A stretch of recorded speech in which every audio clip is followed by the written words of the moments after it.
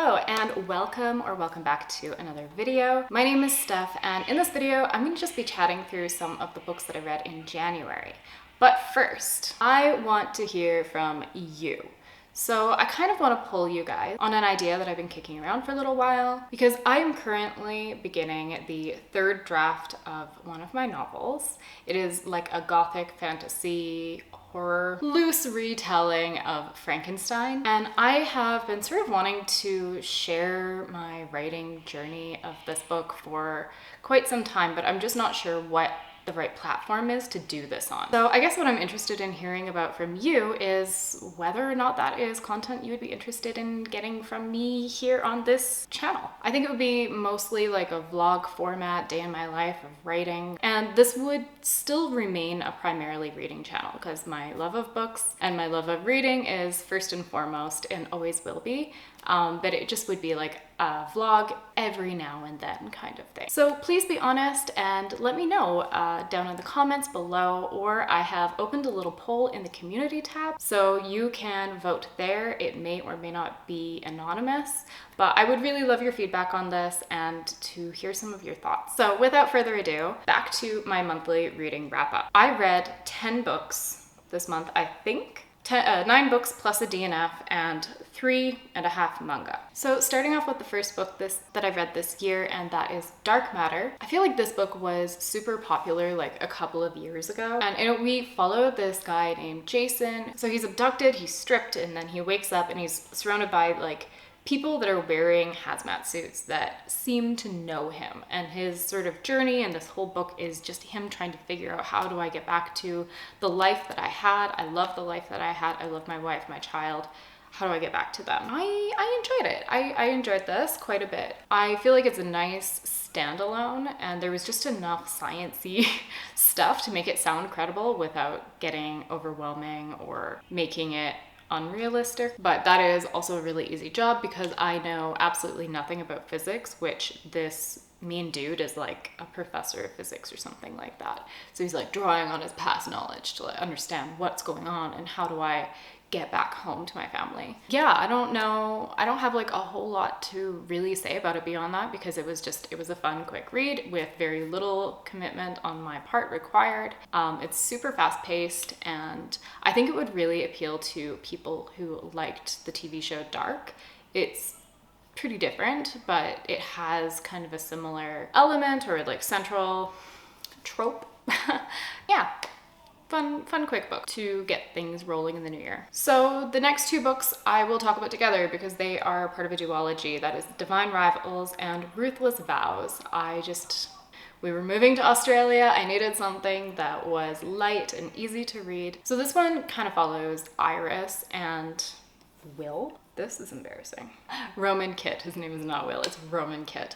So Iris, Winnow, and Roman Kit. I feel like these are such YA fantasy romance names. I can't even articulate to you what it is about those names that are just, they give a very specific feeling and a very specific vibe. But when the duology kicks off, they are working in a newspaper and they're rivals trying to get a promotion to like head columnist or something like that. Iris has a lot of family stuff going on at home, which makes it really difficult. She doesn't think that Roman is a real great guy. Like, he's very privileged. He comes from a wealthy family. He's white.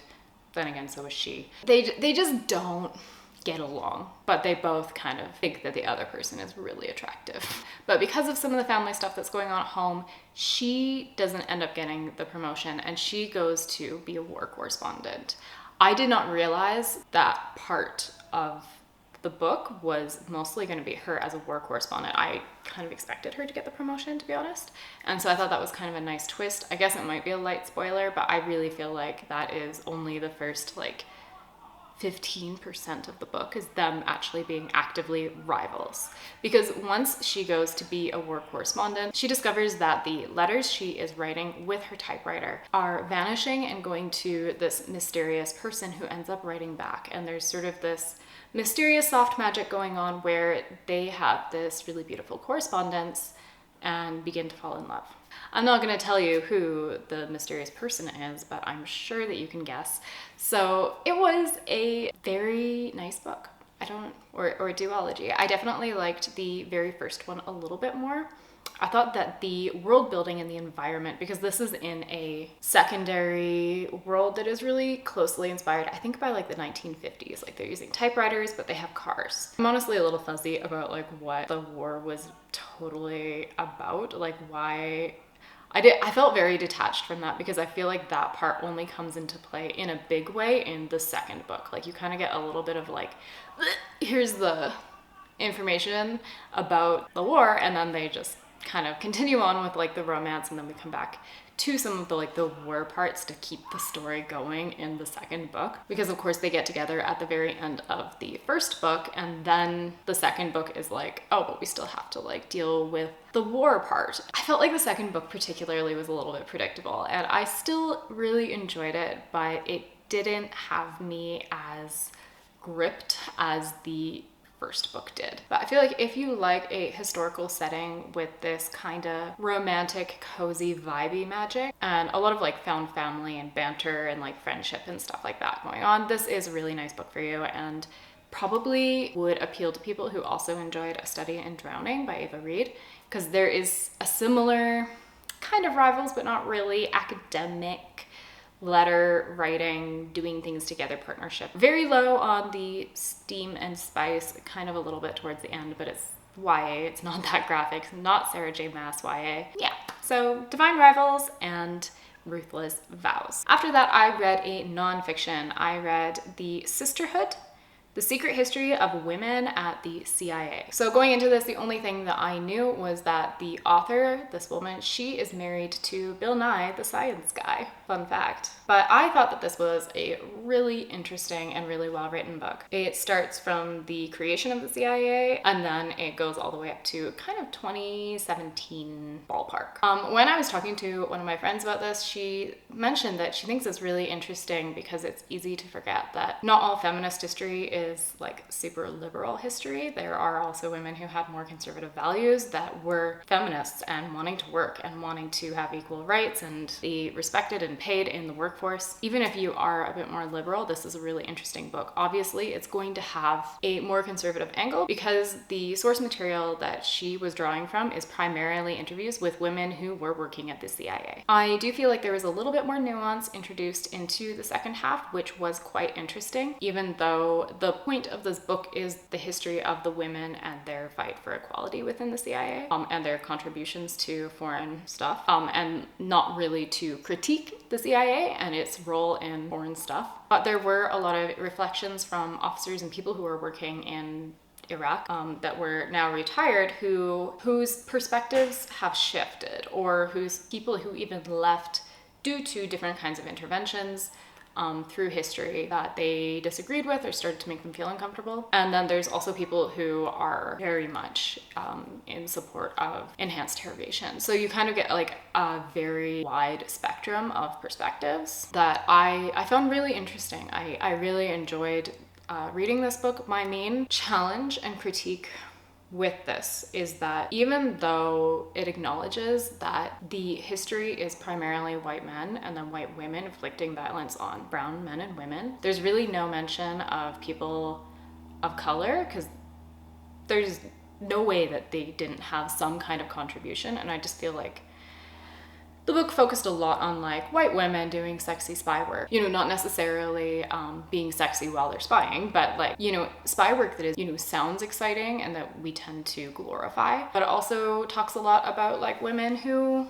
were wives to CIA officers and their contributions that were not appreciated. And I feel like there's a piece of the story that might have been missing. So I don't know, I still recommend it if that topic sounds interesting to you. I definitely, I enjoyed it and I thought it was interesting, even if I don't agree with all of it. Okay, after that I read Spite House. This was one of the most disappointing books that I completed reading in 2024 so far. Mixed feelings. I really enjoyed the history of a spite house. So if you don't know, a spite house is a house that is usually like tall and skinny, pretty much built to spite somebody. It's designed with the intention of upsetting somebody. You see a lot of like pictures of famous spite houses if you Google that are like these little tall, skinny, cramped things that are shoved between two other buildings just because they can. We follow a man and his two daughters who are essentially hired to live in the spite house on behalf of the owner, who is this like older woman that refuses to go into the spite house,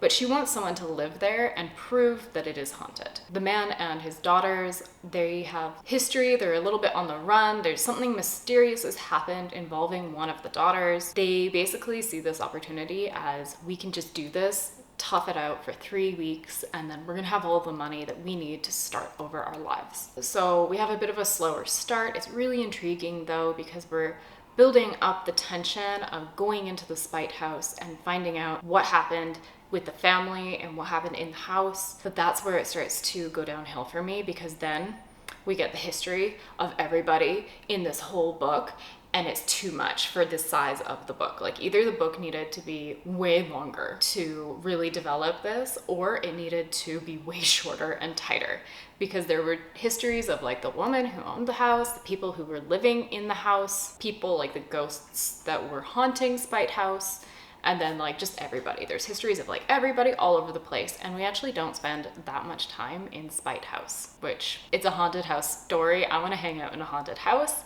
And I found that disappointing. I found that disappointing. So very conflicted feelings. I would definitely check something out that this author has written again, because I really like his writing style. It's easy to read, it's atmospheric. The idea, like the concept of using a spite house to create this paranormal experience and this tension and fear and uncertainty is such a good idea. I love the idea of this book, but it just fell flat for me, and it ended up being kind of boring and confusing and not very satisfying for me in the end. So that was the Spite House. That was how I felt about it. Okay, after that, I read Night Film. This book I had pretty low expectations for, actually, and I wrote myself almost no notes. So this is gonna get really, really rambly, because I started to read it and then I just sat there and I read the whole thing in like, I guess like 3 sittings, but it's like almost a 700-page novel, so that's quite a bit. So Night Film follows a investigative reporter. So he has this kind of beef with this horror filmmaker, Stanislas Cordova, because this filmmaker guy is known for making like really scary, horrific films that have people convinced that what they are seeing in this film is real, it's actually happening. And so he got a call like many years back that was an old driver for the guy that said that Stanislas Cordova was doing some like weird, creepy shit with children. This ended up being discredited, it was false, and it kind of ruined the reporter's reputation. But he still kind of has it out for Cordova. One day, when Cordova's daughter dies in a very mysterious way, he's like, I'm gonna get this guy. And he begins investigating and following the clues to find out what the truth is behind her death.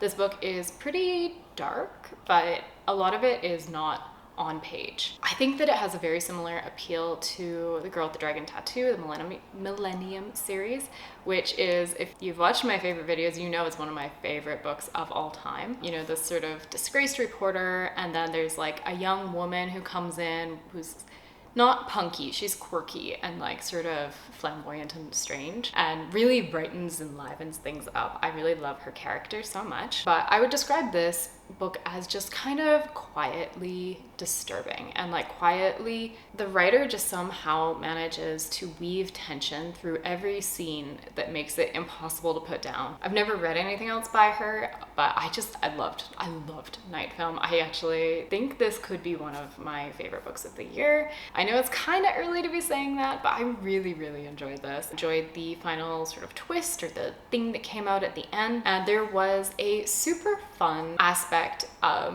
involving like witchcraft and like the occult that I did not expect, I was not prepared for, and it just has that flavor that I really like in a book. So maybe it could have been tightened a little bit. It might not have needed to be so long, but at the same time, I enjoyed every part of it. I enjoyed the whole 670 whatever pages and felt like it was worth it for me. So that is Night Film, which brings me to my DNF of the month. So I had very mixed feelings about the library at Mount Char. I expected actually for this book to be one of my top books of the year, which probably contributes to why I just was struggling with it so much because I had such a high expectation and hope for it, and I really knew nothing about it when I first went in. This is a very bizarre book. It is a very strange book. It is extremely creative. Like, I think it would appeal a lot to people who enjoy Gideon the Ninth because it has a similar type of humor. It has a similar like macabre environment, but how do I even describe what this book is about? So this book primarily follows Caroline. There's like a secondary guy as well who's around, but like primarily we follow Caroline, and she grew up in the human world, but from like a very young age was taken to this place called Mount Char and begins studying her library. And so they each kind of get a topic that they study in depth and become experts in.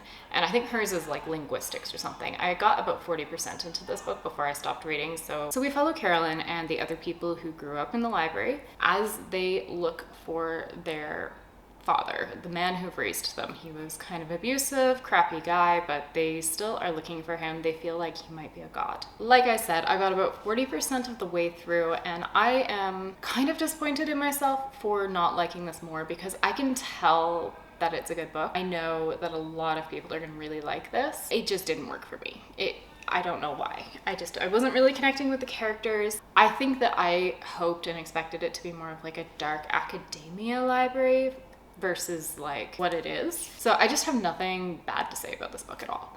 It was just not working for me at the time that I was reading it. It's kind of a soft DNF, but I also don't see myself picking it up anytime in the near future. The other nonfiction that I read this month was Letters to a Young Poet by Rainer Maria Rilke. So this is a collection of letters that was an exchange between a student who had enrolled in a military academy, I think at I don't know. And he pretty much just sent Rilke a bunch of his poems and was like, can you tell me if they're any good? Rilke and him begin this sort of long exchange where Rilke is kind of his mentor and giving him advice on creativity and writing, honestly a lot of other life things. And this was just so beautiful. I really thought that first of all, the relationship that they develop between one another is really meaningful, but we mostly get the letters that this student was receiving from Rilke. It's not just beautiful on a sentence level, but like on a conceptual level, like what he is saying about the world and about life and about how you engage with creativity is so, like, it just made me feel good. It gave me like some hope and some peace as a creative person. And I guess I will stick to kind of a very basic one from I think fairly early on. In the deepest hour of the night, confess to yourself that you would die if you were forbidden to write. And look deep into your heart where it spreads its roots. The answer, and ask yourself, must I write? He is really one who believes that solitude is a really critical part of the creative process, that going through the waves and the ups and downs of life all contributes to creative output, and that to be a writer, and especially to be a great writer, you must suffer a little bit. You must really, really want it. It must be like a compulsion. It is, a really interesting perspective and a really lovely little book. So I'm glad that I finally picked it up. And I am a little bit embarrassed to say that I have not actually read anything else that Rilke has written, but I think that I probably will be in the near future because just even on a prose level, this was lovely. Okay, finally, I'm including this last book. We're going on to the manga. Because I am about 90% of the way through, I have like 3 chapters left. I just haven't had the time to actually sit down and finish it before I filmed this video. I'm pretty sure I know how I feel about this book, and if I don't like it in the end, I will update you next month, I guess.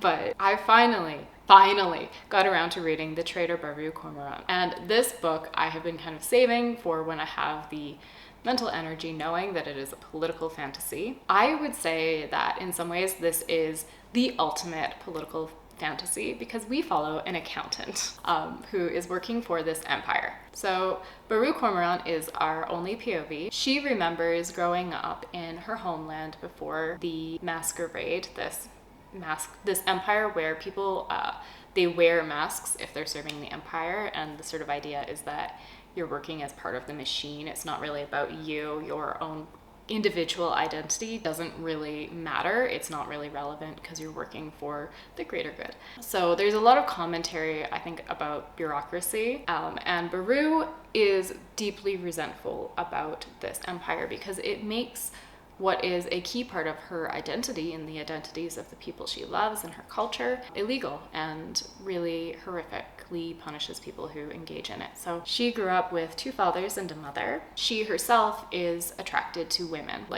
This is a very dark book.